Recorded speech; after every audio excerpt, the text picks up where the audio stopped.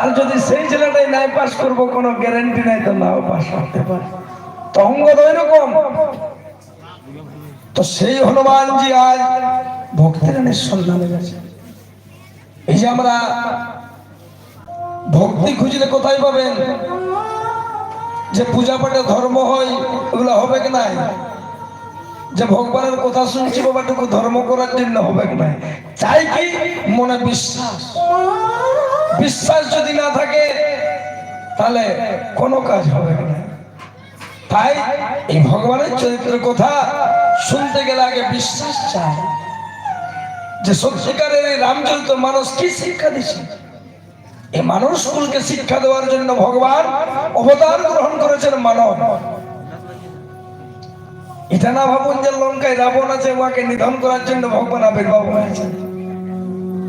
লঙ্কার রাবণের মতো কেউ ভক্ত না। এটা যদি ভাবেন যে একটা রাক্ষস ছিল বোধ করলো ভগবান হইল সিরাই না, ওনার মতো ভক্ত কে হতে পারে? তাই আসুন সকলে সেই ভগবানের চরিত্র কথা আমরা বিশ্বাস শ্রদ্ধা নিয়ে শ্রবণ করি। তাই হনুমানতে হি পরশা কর আর পুনি কিন্হ প্রণাম। হনুমানজি কি করলেন? মৈনাককে পরশা, পরশা মানে স্পর্শ। উনি তো দাঁড়াতে পারতেন,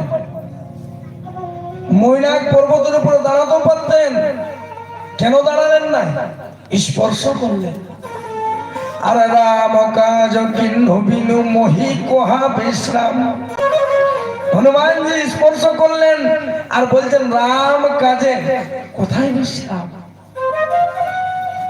তাহলে রাম কাজ, কৃষ্ণ কাজ, ভগবানের কাজে কোন জায়গায় বাবা বিশ্রাম হয় না।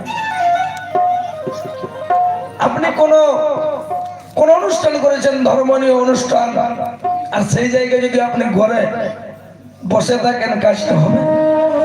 তাহলে কাজ ভগবত কাজে কোনো বিশ্রাম নাই। আজ হনুমান জগৎকে শিক্ষা দিলেন যারা যারা ভক্ত হয়, ভগবানের কাজে নিযুক্ত হয়, তাদের কোনোদিন বিশ্রাম হয় না। আজ মৈনাককে সেই কথা বললেন, বলো প্রেম শ্রী রামচন্দ্র ভগবান কি। তো হনুমান কোথায় যাচ্ছে? লঙ্কা। তো লঙ্কায় যখন যাচ্ছেন তখন দেবতাগণ কি করেছেন ভাই? বলো রামচন্দ্র ভগবান কি, বলো ভগবান কি। ও সীতারাম সীতারাম ও সীতারাম কহিয়ে जय विधि रखोरा ओ कहीं विधि रही ओ सीताराम सीताराम सीताराम कहीं जय विधि रखोरा कहीं विधि